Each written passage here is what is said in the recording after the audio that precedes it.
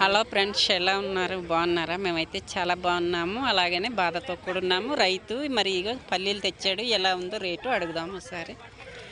రైతు గారు, ఈ పల్లీలు ఎలా అడుగుతున్నారు బస్తా?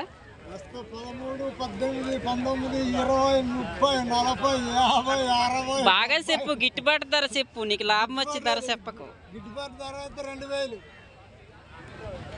మరి 1100కి అడుగుతున్నట్టు విన్నాను నేను. మరి 1100. పైనాపిల్ ఎలాగా?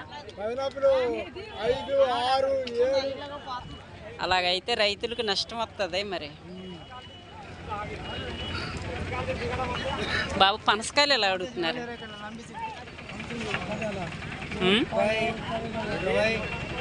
మరి 30 రూపాయలకి అమ్మి ఆటో ఛార్జ్ ఎంతకి ఇస్తున్నారు? ఎలా ఇస్తున్నారు?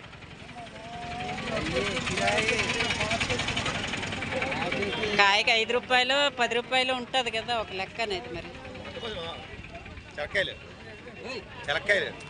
చెలక్కాయలు బేరం ఇప్పుడే వచ్చింది. చూసారా, 1600కి చెప్తే వెళ్ళిపోతూ ఉన్నాడు అనమాట. రైతు బాగుపడాలంటే ఎలా బాగుపడతాడు చెప్పండి? రైతు బాధలు ఇలా ఉన్నాయి. చూసారా, మరి ముగ్గురు మనుషులైనా బస్తా ఏరలేరు. మరి వర్షంతో మరి చాలా ఇబ్బంది కదా రైతు పని. అలాగా చూసారా మరి ఎలా అడుగుతున్నారు?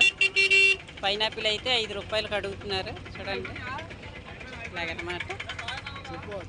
ఇదిగో ఇతనైతే పసుపు తెచ్చాడు, అమ్మేసాడు అనమాట. ఇతనైతే అమ్మేసి చూసారు ఎలా నవ్వుతున్నాడో. మరి